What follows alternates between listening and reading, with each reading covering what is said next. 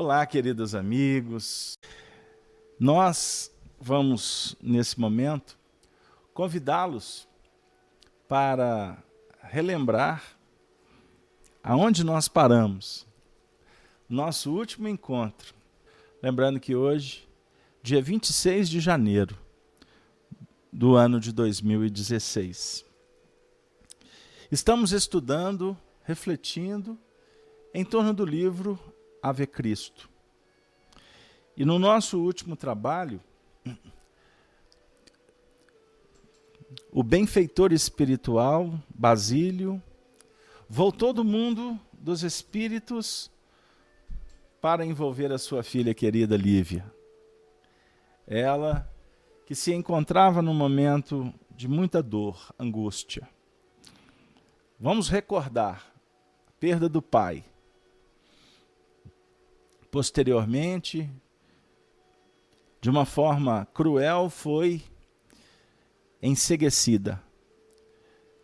Posteriormente, enviada para uma região que ela não conhecia ninguém. Tateava contra as sombras que insistiam em trazer para ela desconforto.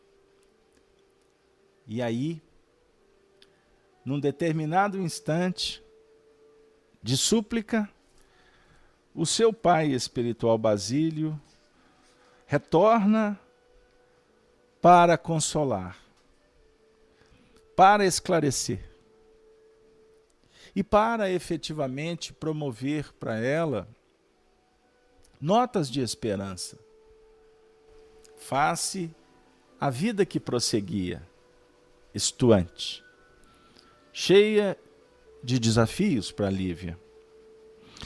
Recordo-me agora que uma das petições dela para o seu pai foi que ele a levasse para o mundo espiritual. E ela, então, recebe um ensinamento de um valor extraordinário. Lívia, minha filha, você tem muito o que fazer. Agora os testemunhos são importantes para você e para todos aqueles que, de alguma sorte, estão envolvidos com o seu coração.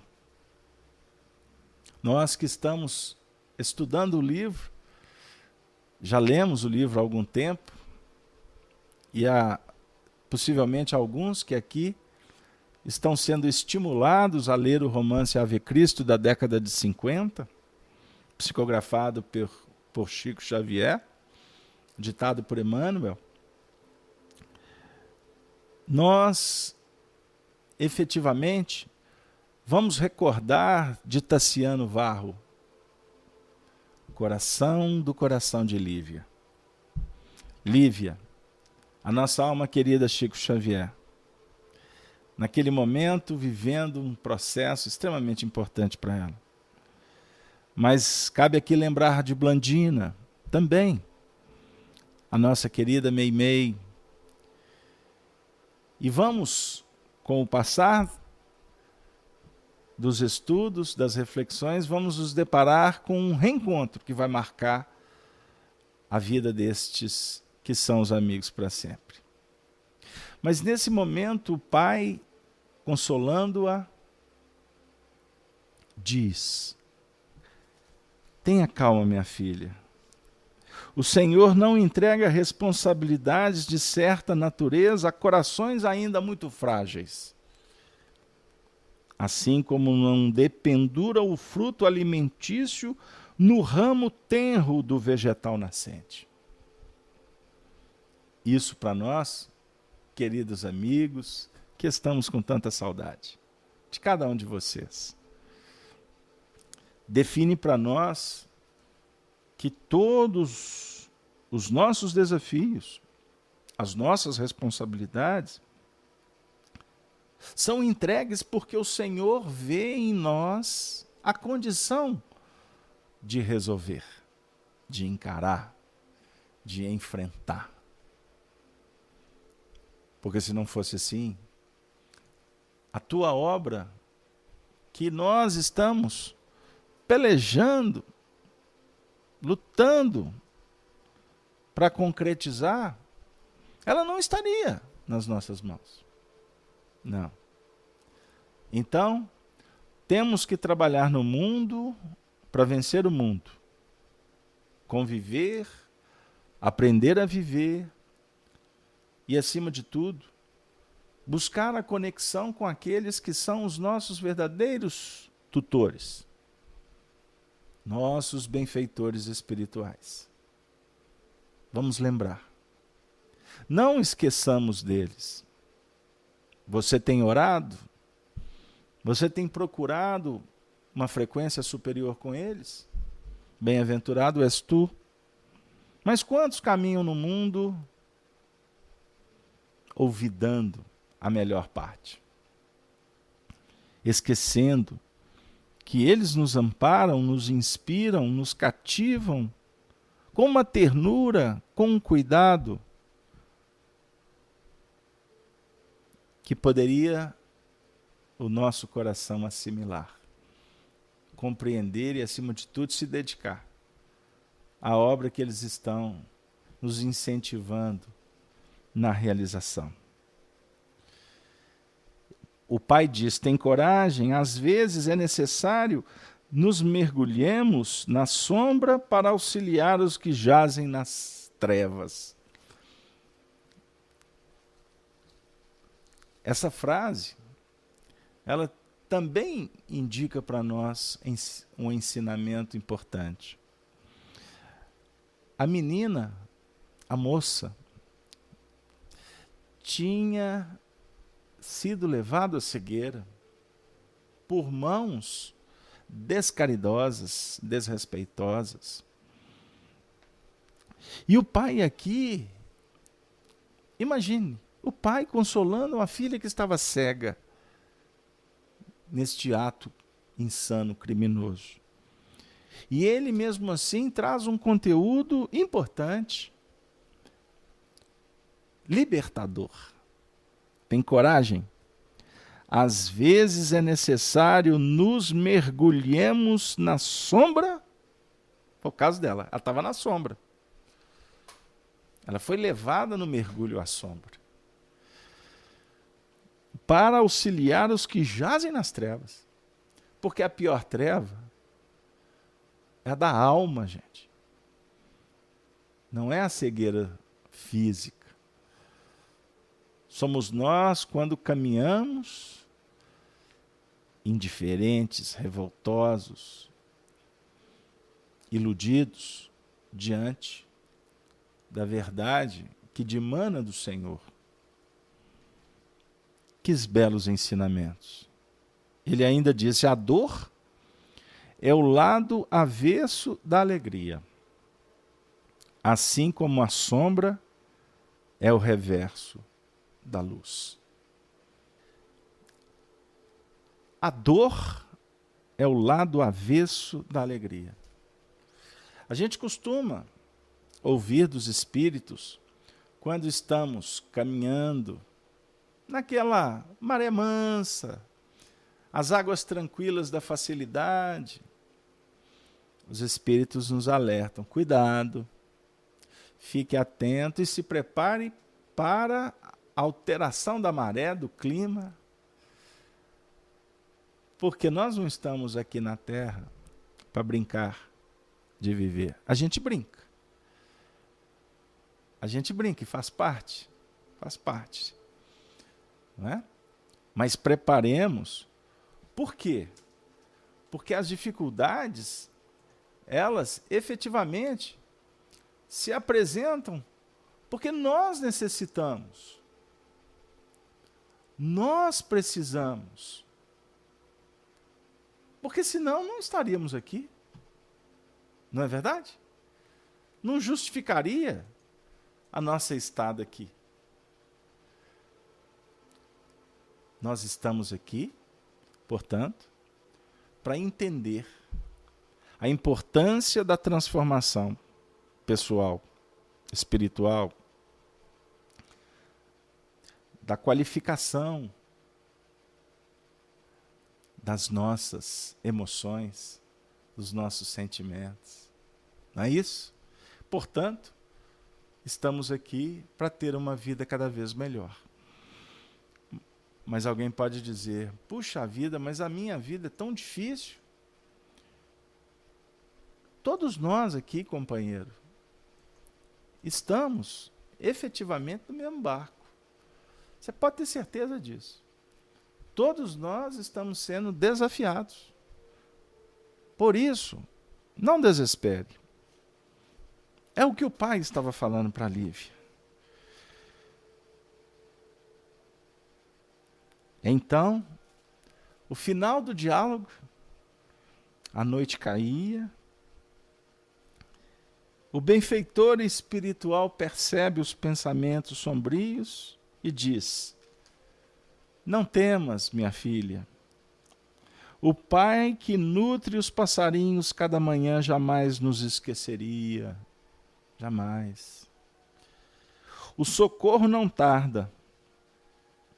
Não cerres o coração à bondade e à confiança, para que o Senhor não encontre dificuldades em ajudar-te. Está aí. Disse tudo para nós. Ele dá a lição para que nós tenhamos entendimento e passarmos a confiar. Porque sem confiança, sem fé, tudo se torna mais difícil. O Senhor encontrará dificuldades em enviar os recursos. Não é? O Senhor está nos auxiliando. Observe o lado positivo, o lado bom das coisas. A cegueira dos olhos não é inutilidade da alma. Recorda nossa pobreza laboriosa. Não encontrávamos ambos na música a nossa razão de viver? Olha que interessante. Ele era afinador de instrumentos, vocês estão lembrados? Basílio? Lembram de Lívia cantando? Tocando um instrumento? Admirada por Tassiano, por Blandina, nos capítulos iniciais do livro. O pai busca, no passado, os elementos para consolar a filha. E olha que surpresa, o que vem em seguida. Nesse instante, Lívia escutou não longe uma voz de criança que cantava, comovente, acompanhada por um alaúde mal tangido. Somos pobres, pobrezinhos. Vivemos de del em del, mas somos afortunados da graça que vem do céu. Minha mãezinha doente, cansada de tanta dor, em minha voz de menino, pede uma esmola de amor. Um pequeno de 7 anos, robusto, mas pobremente vestido, parara junto dela, seguido por esquelética tuberculosa. Evidentemente eram pedintes.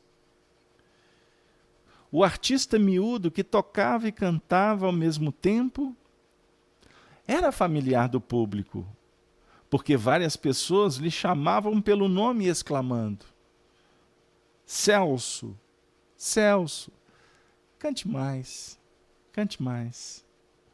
Mais um pouco, toque.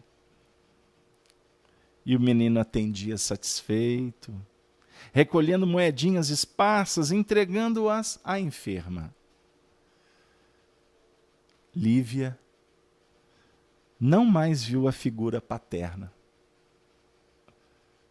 Ela estava cega, mas conversando com o benfeitor e vendo-o. Nesse instante da aproximação do jovem da sua mãe esquelética, os painéis do mundo espiritual se fecharam. Talvez essas essa imagem paterna diluída nas emoções novas, a lhe penetrarem a mente, mas ainda escutou a palavra de Basílio que lhe falava branda. Descerra o coração, minha filha. Repara, uma criança humilde recorre à bondade nas ruas. Ajuda para que te ajudem. Revela-te aos outros para que os outros se revelem a ti. A senha. Se revele aos outros para que os outros revelem para você. Revelar o quê? Revelar-se é no sentido de demonstre a bondade que está nascendo em ti e que precisa de espaço, dinâmica. Quem apresenta sinceridade nas ações, quem se doa, se sacrifica, se entrega, utilizando de suas virtudes, de suas conquistas, a sua sensibilidade, em benefício do semelhante, opera com a própria misericórdia de Deus. Se torna providência. Isto é um ato de previdência. Kardec apresenta um conteúdo memorável que está contido no capítulo 15 do Evangelho segundo o Espiritismo. Fora da caridade não há salvação. Possivelmente a partir de uma mensagem que ele recebeu de São Vicente de Paula, que está no capítulo 14, na qual ele diz que a caridade é a âncora dos mundos. A caridade é a fórmula da evolução em todos os mundos. Caridade é revelar-se, é fazer luz. Brilha a vossa luz diante dos homens. Foi o que Jesus nos ensinou na descrição, por exemplo, do capítulo 5 do Evangelho de Mateus. Vós sois a luz do mundo. E aí, nós vamos observar os acontecimentos, que eu não vou aqui especificar nas minudências, porque o objetivo, como nós afirmamos desde o início das reflexões em torno dos romances de Emmanuel, o móvel principal é incentivar a todos que estão conosco estudar o livro. Não convido nem para ler o livro, mas estudar o livro. Como nós temos procurado fazer dezenas e dezenas de vezes em cada uma dessas obras. Porque elas trazem conteúdos que numa simples leitura a gente perde muito. Aí, depois que o jovem continua cantando, ela pediu emprestado o alaúde. E então, esquecendo que se achava na posição de estrangeira numa terra que desconhecia, cantou com toda a sua alma, qual se estivesse numa de suas horas mais felizes à frente do velho pai. Cantando as músicas romanas. Que bela passagem. embora sentindo-se exausta,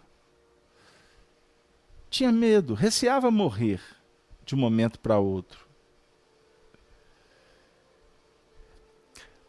Então, queridos amigos, nós vamos nos deparar com Lívia e a mãe de Quintus Celso, que já caminhava para os últimos lances da sua existência. Ela triste, tendo algumas manifestações de síncopes, né? De hemoptises, porque era tuberculosa, diante de Lívia, que não enxergava mais e identificou o ambiente, a situação. E aí a gente vai observando Lívia tentando reconfortá-la com palavras fraternas, afagando a cabeça do menino que a enlaçara docemente.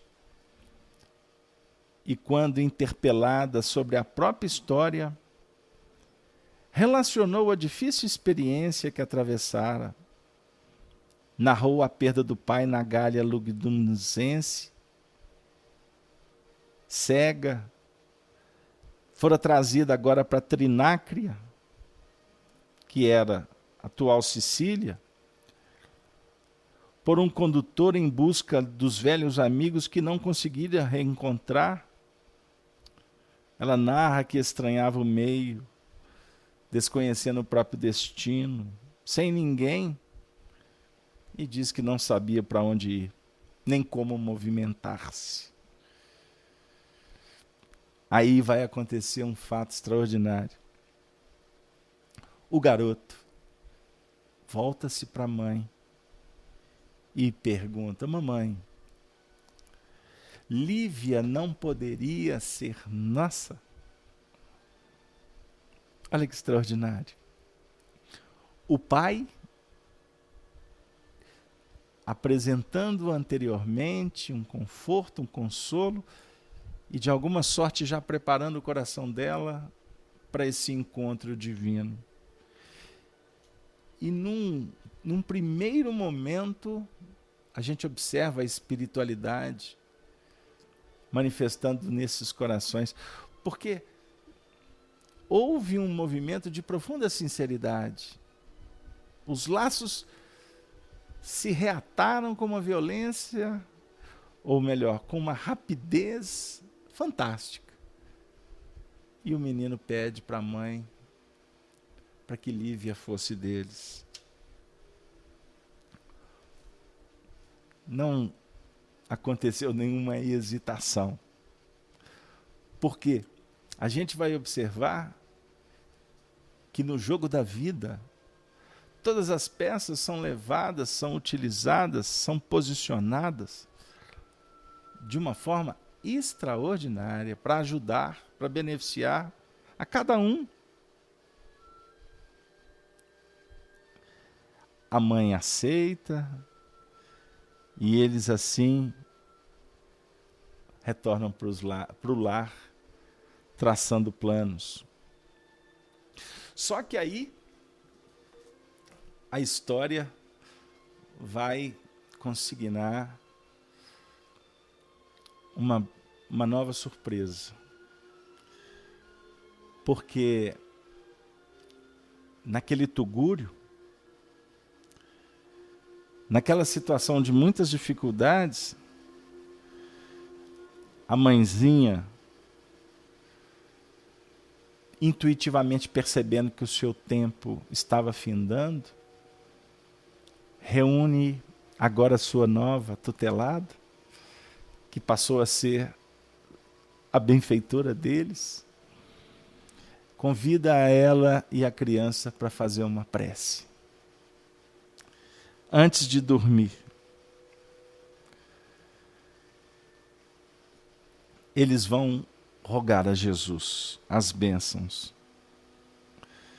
Só que eles estavam constrangidos porque não sabiam se Lívia era cristã. Então eles convidam, ela aceita e se declara cristã. E ante as expressões de ternura que a mãe e o filho externaram, orou sentidamente. Senhor Jesus, abençoa-nos a fé com que esperamos por Ti. Agradecemos-Te a felicidade de nosso encontro e o tesouro da amizade com que nos tece a união. Louvores Te rendemos pelo auxílio dos nossos companheiros e pelas lições dos nossos inimigos. Ensina-nos a descobrir a Tua vontade no escuro caminho de nossas provas. Dá-nos a conformação ante a dor e a certeza de que as trevas nos conduzirão à verdadeira luz. Senhor, concede-nos a humildade de Teu exemplo e a ressurreição da Tua cruz. Assim seja. Hortência, a mãe, e o filhinho, tomados de inexprimível esperança, com a presença daquela jovem mulher que, sozinha e cega, encontrava elementos em si mesma a fim de encorajá-los. Repetiram: assim seja. Assim seja, estamos aqui. Todos nós, os ouvintes da Rádio Brasil Espírita, da Rede Amigo Espírita, todos nós que nesse momento estamos de alguma sorte sentados num encontro, trocando sentimentos, vibrações, experiências, todos nós poderemos dizer que assim seja. Muito obrigado, Senhor, por tudo que tem nos dado. Mãe e filha sem muito que almejar. Lívia completamente perdida. E Deus, na sua infinita bondade, reúne os três para que os três se fortalecessem, para que os três pudessem encontrar uma réstia de luz para continuar olhando para frente. A vida ressurge então para esse grupo no dia imediato. Os afazeres, a contribuição de Lívia, a tranquilidade, embora ela cega colaborando nas atividades do lar, e a vida foi consignando então um novo momento. Quinto Celso, com os seus dotes artísticos, ia angariar os recursos e Lívia passou a ir com ele, para que eles pudessem trazer para dentro de casa o básico, para o sustento deles mesmos. E com a presença de Lívia, a renda foi aumentando. Os admiradores foram crescendo. E eles foram se estabelecendo. E aí, eles conseguiram, inclusive, alugar uma casinha um pouco melhor, embora modesta. E a solidariedade entre os personagens foram se conjugando, o auxílio mútuo se estabelecendo e as coisas foram se resolvendo. A breve tempo instalaram-se os três em singela residência de 4 peças, não longe de árvores benfeitoras, junto das quais a doente conseguiu prolongar a demora no corpo. Aí eles passaram a receber a visita de Exupério Grato, encanecido evangelizador cristão, que a pedido da enferma, vinha quando possível ler os sagrados textos e formular orações. A intimidade entre Lívia e a criança fez-se mais intensa e mais doce. Dia a dia, noite a noite, conversavam, estudavam, trabalhavam e previam o futuro. Certa madrugada, contudo, Hortência despertou de olhos arregalados, como que fixados em visões distanciadas da terra. Hemoptise mais forte abatera-a consideravelmente. Interessante, que isso me faz recordar da doença de Meimei e a sua desencarnação. Acesa a candeia, rogou a companheira abrisse a janela, por onde o ar puro e perfumado pelas laranjeiras penetrou balsamizante. Lívia, apesar de receosa, não conseguiu surpreender-lhe a modificação. Mas o menino, inteligente e observador, espantou-se em se lhe notando a fisionomia transformada. A enferma dava a ideia de haver colado fina máscara de cera ao rosto, encovado. Os órgãos da visão mostravam-se quase fora das órbitas. Mas a angélica expressão de alegria lhe tomara o semblante. Celso, o garotinho, aflito, indagou o ansioso. Mãezinha, mãezinha, o que aconteceu?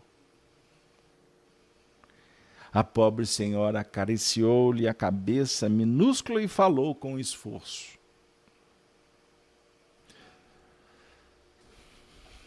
Meu filho, esta é a última noite que passamos juntos na terra. Não te deixo, porém a sós. Jesus trouxe Lívia à nossa casa. Recebe-a por tua nova mãe. Tem sido para mim valiosa irmã nesses dias em que devo ir-me embora. A moça compreendeu o tom daquela voz de adeus e ajoelhou-se em pranto. Não, mãezinha, fica conosco. Soluçou o menino desesperado. Trabalharemos para vê-la feliz. Vou crescer depressa. Serei um homem. Teremos uma casa grande só para nós. Não te vás, mamãe, não te vás. Lágrimas incontidas deslizaram dos olhos da agonizante. Hortência alisou os cabelos despenteados do filhinho e acentuou. Não chores, não chores. Onde pusestes a fé, meu filho?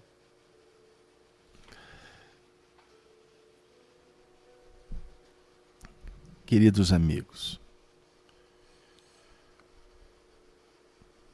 a vida, ela nos apresenta painéis inspiradores. As circunstâncias favorecem para fixações de caracteres que, no espaço e no tempo, se transformam em verdadeiros pontos de irradiação para o nosso comportamento.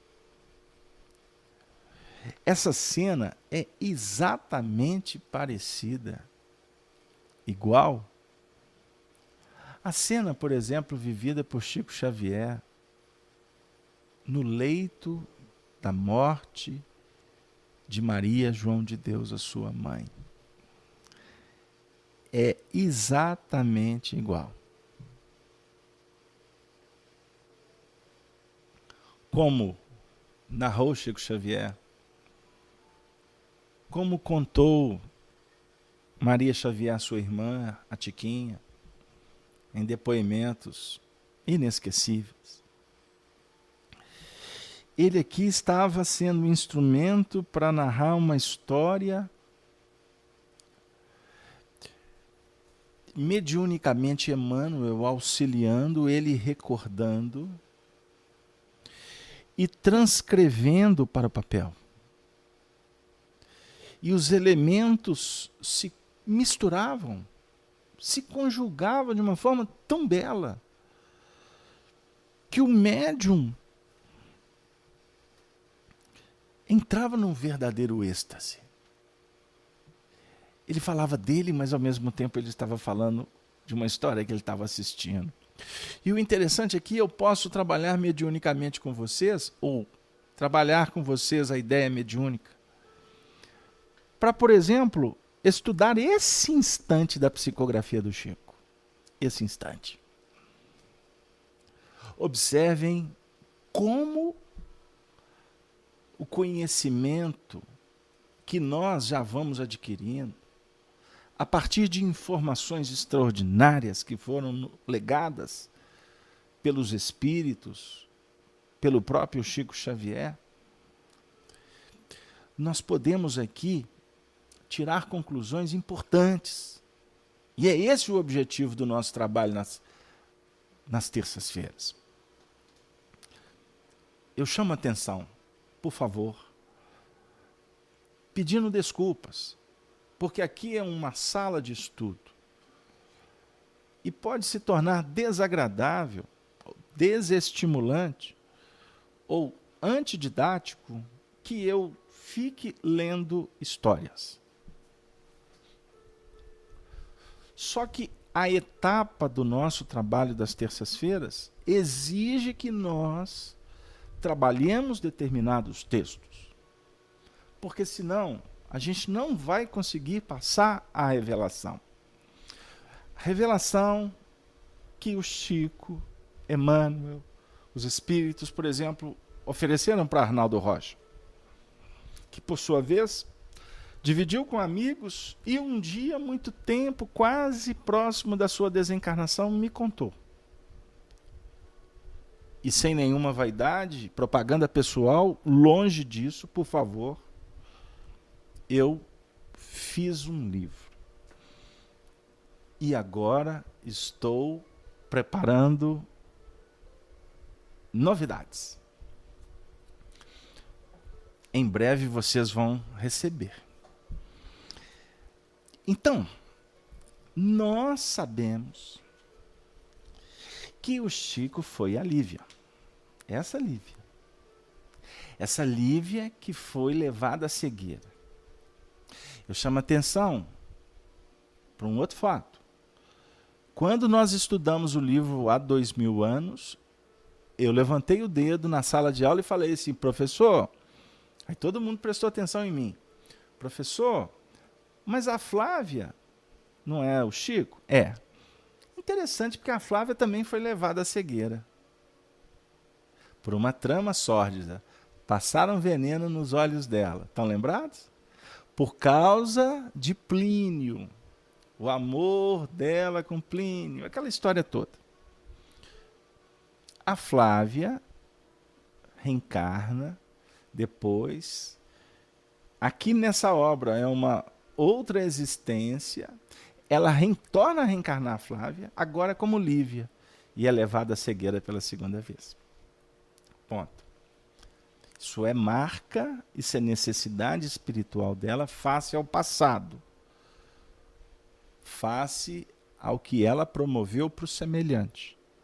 Ok? Aqui ela está cega. Certo? Cega. E ela, então, está diante de um processo transcendente. Um processo que aqueles que já viveram sabem.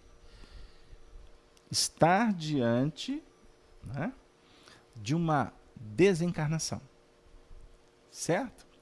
E o que é interessante? Uma mãe desencarnando diante de um filho, uma criança desesperada. Imaginemos a cena, um garoto de 7 anos. Mamãe, mamãe. É isso aí, mamãe. Não, mamãe, não vai, não é isso aí não. É porque eu li o texto ali, eu me descontextualizei.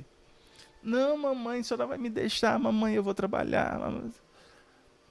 Ele tinha 7 anos. A Lívia estava cega, certo? Mas ela estava contextualizada. Imaginem, essa história aconteceu aqui por volta do ano de 256 da era cristã. Então, 256. Vamos pular para o ano de 1915? 1915. Foi o ano que desencarna Maria de São João de Deus, se não me engano, no dia 29 de setembro. Parece que setembro eu tenho certeza. Eu estou em dúvida no dia. 29 de setembro de 1915. A cena aqui era a mesma. Chico despedindo da mãe. Ok? Agora vamos pular 1915 para a década de 1950. 53, 54 aqui. Certo?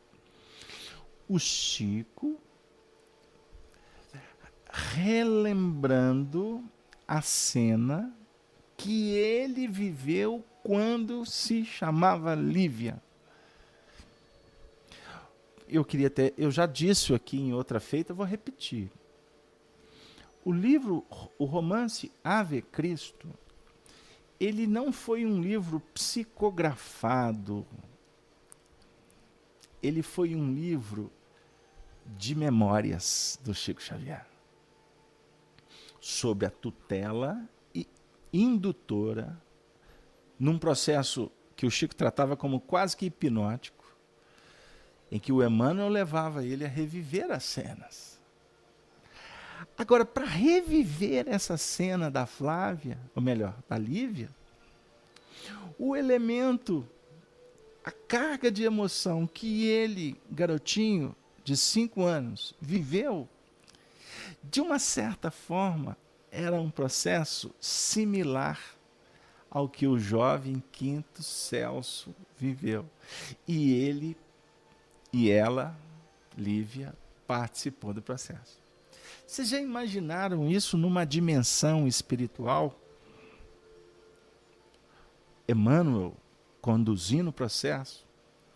Imagine o Chico vivendo isso. Ele era a Flávia, ele era o Chico e ele era o Chiquinho, o menininho que viu a mãe partir. Não é? Aí eu vou trazer aqui, só para quebrar um pouquinho, um comentário, porque hoje eu não... Está tão descritivo. Tem um comentário no chat aqui do nosso amigo da Anitta Guiar. Ela está dizendo que isso é extraordinário. A leitura é importante para chegarmos ao essencial. Gosto que leias conosco. Olha, muito obrigado, querida. A sua nobreza, a sua educação, o seu estímulo, a sua participação. Que bom que vocês estão entendendo. Porque a ideia é a gente trazer o conteúdo para as nossas reflexões, para os nossos estudos. Porque ler por ler, cada um pega o livro e leia. Quem não tiver o livro em casa, como eu vi, parece que a Rubenita dizendo aí no chat, baixem na internet. Baixe na internet, tem o romance Ave Cristo. Tá? Tem o romance Ave Cristo. Leiam. É isso aí. Mas aqui a gente tem que pegar alguns pontos para favorecer o nosso intercâmbio, porque senão fica chato, fica antididático, fica cansativo. Aí a mãe, vamos continuar com a descrição da mãe, ou com as afirmativas da mãe. Acalma-te, disponho de pouco tempo, entrego-te a nossa Lívia em nome de Jesus. Que maravilha! Entrego-te, Lívia, em nome de Jesus. Não me prendas aqui, porque o choro da criança vai algemar qualquer uma das mães. Imaginemos, gente. E como nós somos egoístas diante daqueles que estão partindo. Observemos. Não me prendas aqui, incapaz de raciocinares como gente grande. Não percebes a extensão do sentimento com que me dirijo à tua alma? Entretanto, filho meu, guarda bem este minuto. Mais tarde, muito mais tarde, quando o mundo reclamar-te as lutas maiores, não ouvides nossa pobreza laboriosa. Sê bom e trabalhador. Se fores induzido ao mal por alguém, recorda o nosso quadro desta hora. Tua mãe morrendo, confiante, segura do teu valor. Cresce para Jesus, para o ideal da bondade que Ele, nosso Divino Mestre, nos ensinou. Cresce para Jesus.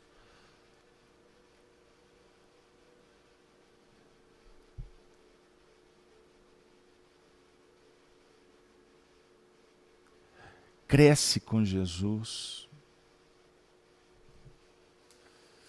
Crescemos com Jesus. Sou professora, Carlos Alberto, afirma Nita Aguiar. Faço o mesmo com os meus alunos. Caso contrário, não entendem. Continuemos. É muito bom estar aqui. É muito bom estar aqui, Nita. Nita,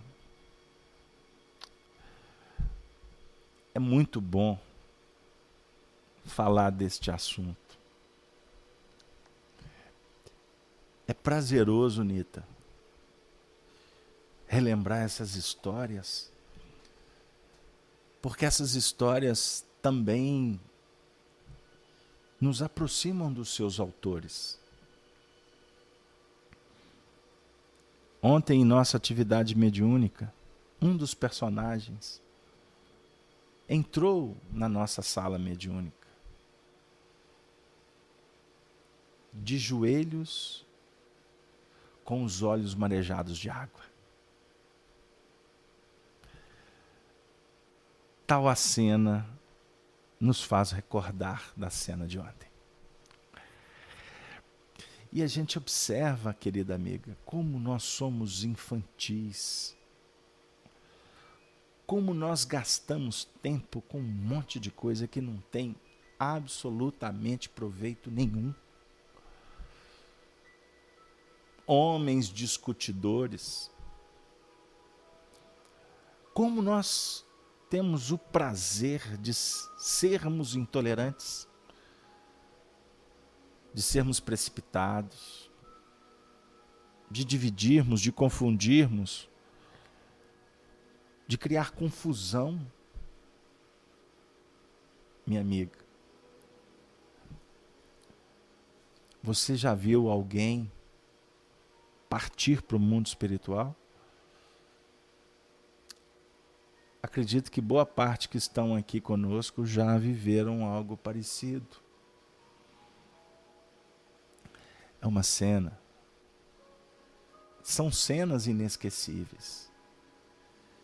E aqui no tálamo da dor, da morte, a mãe diz: lembra-te deste minuto quando alguém te induzir ao mal. Lembra de tua mãe que morreu amando Jesus. E viva amando Jesus. Porque só esse amor poderá te proteger contra as trevas que insistem em nos desviar. Tua mãe morrendo, confiante, segura do teu valor. A mãe está morrendo e dizendo: eu estou segura do teu valor. Você é uma alma nobre. Você é um espírito lúcido. Ela sabia que ela estava diante de quinto varro. Quinto céus é o mesmo quinto varro. Aquele que era discípulo de Apio Corvino, que depois acabou herdando o nome de Apio Corvino para se livrar das perseguições de Opílio Ventúrio, aquele que conseguiu também ser instrumento para destruir a família dele. E que ele perdoa, ele compreende, ele abençoa. E depois de desencarnado, ele retorna com a autorização de Cláudio, benfeitor, do próprio Apio Corvino, nosso querido Bezerra de Menezes. Ele volta agora como quinto céus, para continuar no desiderato de auxiliar Tassiano. A mãe estava diante de uma criança, mas as mães têm lucidez suficiente para entender o caráter, compreender o temperamento, as razões psicológicas dos mesmos, a índole, as possibilidades de ascensão e de queda. São reflexões. E pousando os olhos imensamente lúcidos na companheira cega, pediu com humildade: Lívia, quinto Celso será o meu próprio coração, pulsando ao teu lado. Se reencontrares os amigos que procuras, tem compaixão de meu filho e não o abandones. Meu Deus.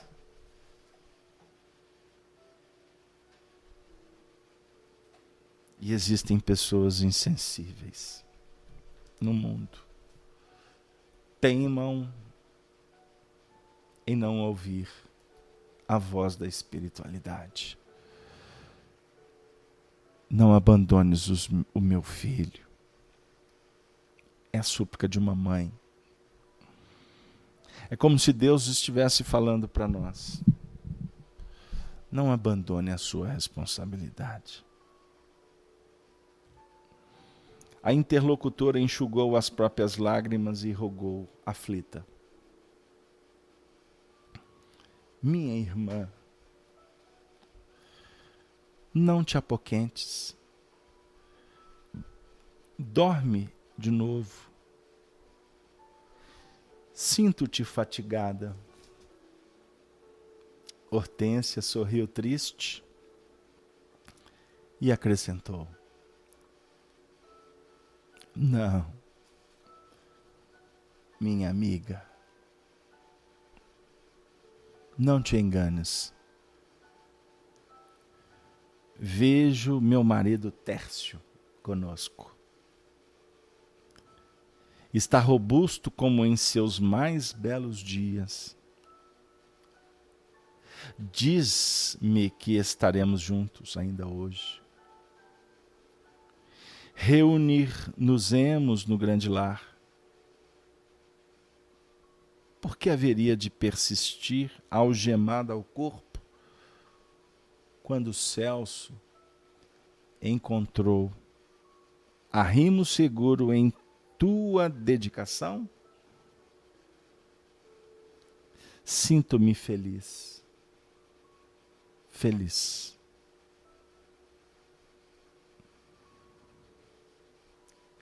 Hortência, no entanto, emudeceu de súbito.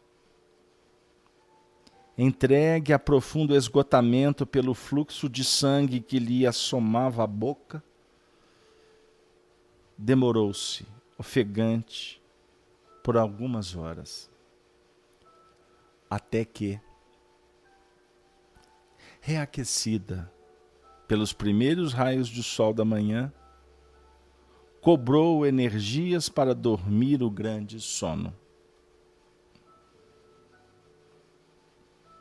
Lívia e Celso reconheceram-se então sozinhos.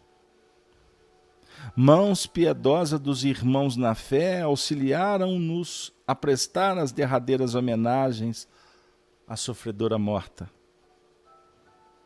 Quando Exupério acabou de orar, junto à sepultura singela, ante o crepúsculo que se fechava em rubros esplendores, Celso abraçou a Lívia e chorou copiosamente.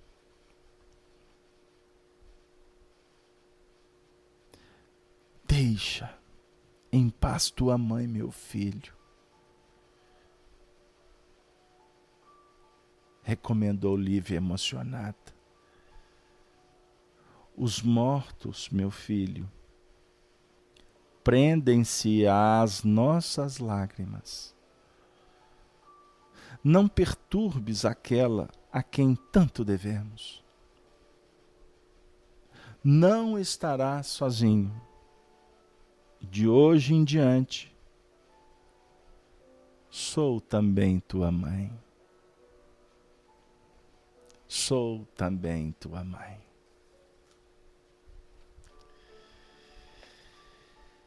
E a moça cumpriu quanto prometia.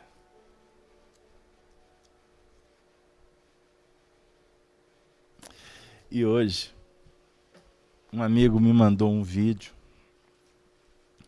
de uma entrevista do nosso querido Chico Xavier. Amanhã eu vou, se Deus quiser, replicá-la nos nossos portais.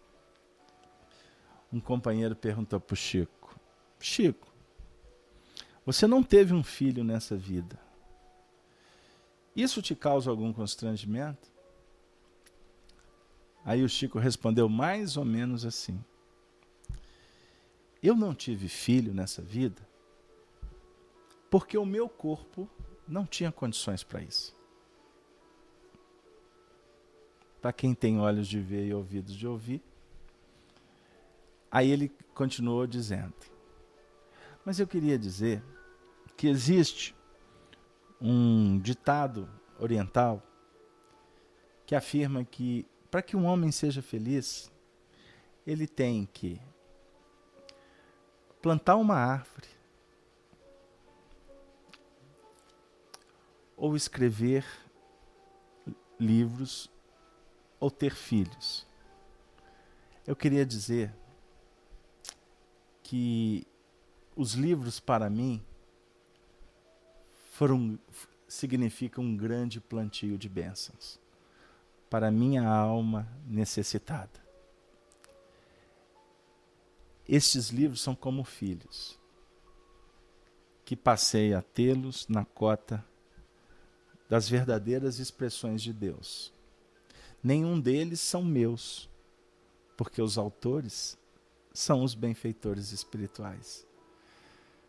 Mas é como se eu fosse mãe que recebeu, que criou, deu a vida por eles. O livro. Todos nós, queridos amigos, estamos plantando árvores, criando filhos, escrevendo o livro da própria vida. Que, como ensina Emmanuel, que cada dia possa ser uma página de luz, que enderecemos a humanidade inteira. Páginas de bons exemplos, páginas que lucifiquem, que poetizem, páginas que consolam, páginas que estimulem, páginas que possam libertar. A partir da libertação que devemos empreender a nós mesmos. Conhecer a verdade vai nos libertar. Que possamos procurar essa verdade no âmbito da nossa realidade espiritual, conjugando o que de bom brotar como um verdadeiro alimento para que nós possamos continuar lutando para o que não é bom se transforme também em elementos que frutifiquem, que reproduzam, que possam favorecer ao amor, à amizade, à compreensão, ao perdão, à caridade, à paz. A paz. Nesse mundo de conflitos, de guerra, de contradições, característica do nosso processo de transformação, a contradição, o bem e o mal, Deus e Mamon, o reino dos céus, o reino de César. São as contradições. Que possamos ter forças, equilíbrio, possamos ser prudentes para fazer de cada momento da nossa vida, como a nossa companheira Hortência disse para Lívia e Quinto Celso, cada minuto seja um minuto eterno, um grande presente de Deus. Que possamos voltar os nossos olhos para o que nós fizemos e procurar ensinamentos para que o que há de ser realizado se faça com mais soberania espiritual, com mais cuidado, com mais ética, com bondade, com educação, com gentileza, de uma maneira romântica, de uma forma cativante, de uma maneira que possa agregar, atrair, amenizar, suavizar, luarizar. Que a nossa vida possa ser regida dentro de princípios de uma harmonia que estabeleça uma ritmação cadenciada dentro das próprias etapas que nós temos que perpassar. Momento de iniciar, momento de continuar, o instante de terminar. Para abrir para a nova conjugação que há de vir, dentro da perenidade da evolução, da eternidade, da presença, da onisciência de Deus em nossas vidas, em cada coração. Eu, na minha indigência, na minha pequenez, mas na minha autenticidade, na minha verdade, a qual eu tento pautar as minhas ações no movimento espírita, cheio de defeitos, de desequilíbrios, mas uma coisa que eu não abro mão, da gente caminhar com seriedade, dentro do que Allan Kardec nos propôs. Emmanuel, Chico Xavier e todos esses espíritos que fazem parte dessa equipe do bem, possam realmente nos ajudar. Porque eles se foram e agora compete a nós fazermos um espiritismo tal qual eles vivenciaram a partir dos ensinos de Allan Kardec. Agora, a tarefa é minha, é sua. A tarefa é de todos nós contribuirmos para um mundo melhor. Porque se eles não cederem um espaço, como nós vamos aprender? Como os apóstolos cederam espaço para estes vanguardeiros, esses irmãos mais velhos que compõem uma família tão bonita, tão maravilhosa, cada um no seu tempo, na sua hora, no lugar certo, com as pessoas certas. Então você está nessa família, na sua casa espírita, na sua tarefa profissional, no seu ambiente social, você tem uma missão. Uma missão que só você pode realizar. Ninguém mais. Porque para realizá-la precisa do seu jeito, da sua maneira, desse seu jeito tão especial de ser. Seu cheiro, a sua musicalidade, a sua poesia, a sua memória, a sua forma de falar, de expressar. Você não tem que copiar ninguém. Você tem que ser feliz aprimorando você mesmo. Porque você é único no universo. Não existe cópia. Deus não dá cópias. Cada árvore tem a sua função. Cada folha da árvore só cai porque o Pai o quer. A produção pode ser parecida, mas jamais essencialmente igual. Por isso, por que temer? Para que comparar? Plagiar? Copiar? Isso para alguns pode ser status. Aí a gente vê as correntes dos copistas. Para quê? Não.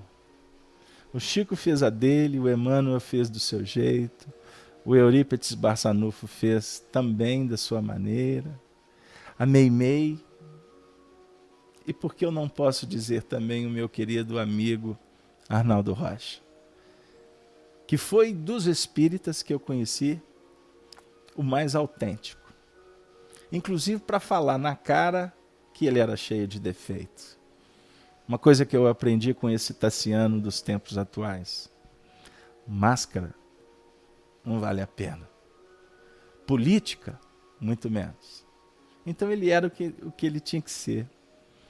E por isso, foi um dos maiores professores de doutrina espírita que eu tive. Ele, com a sua autoridade, a sua autenticidade e o seu reconhecimento de um espírito ainda muito aquém do que ele sonhava. Isso, para nós, nos aproxima muito mais de Jesus do que ficarmos criando um castelo, uma estrada que não existe. Fantasia. Você não vai se libertar vestindo capa, máscara de santo. Porque você entrou para o Espiritismo, não significa que você vai se transformar num apóstolo extraordinário de Jesus. Não. Nós estamos dando os primeiros mais valiosos passos para um dia banquetear com Jesus, não tenha dúvida. porque é o que nós queremos. Mas para isso, para a gente chegar lá, pega a flanela, cuida direitinho, limpa a vassoura, o pano de chão. Ser cuidadoso quando você for fazer a comidinha lá na cozinha. Faça bem feito. Quando você for para o centro, faça a sua tarefa simples, humilde, mas faça com amor. Quando você estiver conversando com alguém na fila do ônibus, culto da gentileza. Quando alguém te desacatar, lembre-se de Jesus, silencie. Enfim, lembre que você pode fazer. E eu aposto que você vai fazer diferente. Porque fazer diferente vai estimular cada vez mais o seu amor. E o prêmio da sua felicidade estará na dimensão da paz que tu vais sentir. Granjeai amigos, sede simples, sirva, seja servo, porque aquele que é o maior de todos ensinou para nós, como, por exemplo, na descrição do capítulo 13 do Evangelho de João, na passagem famosa do lava-pés. Eu não vim para ser servido. Eu vim para servir a humanidade. Que Deus nos abençoe. Que Jesus, nosso Senhor, nosso amigo de todas as horas, que Ele possa abençoar esse ano, para que a gente continue fazendo os nossos programas, com a nossa simplicidade, mas com a nossa dedicação. Que possa envolver a todos aqui presentes, abençoar a família de vocês, aqueles que passam por provas, como aqueles que estão felizes, aqueles outros que estão estudando com vocês. Que Deus abençoe para que a gente possa dar passos firmes na direção do bem, a vitória do Evangelho, como afirmava um dos maiores exegetas que passou no nosso meio, Emmanuel. E assim, eu gostaria de, com muita alegria, com um espírito de profundo agradecimento, enviar um amplexo muito carinhoso, um ósculo respeitoso para todos vocês, amigos, que Maria Santíssima, a nossa mãe espiritual, possa levar simbolicamente um buquê de rosas e oferecer para cada lar que abriu as portas para receber o seu filho, o nosso Senhor Jesus Cristo. Muito obrigado e me despeço com a saudação que caracteriza os amigos para sempre, com Jesus. Ave, ave, ave Cristo. Muito obrigado.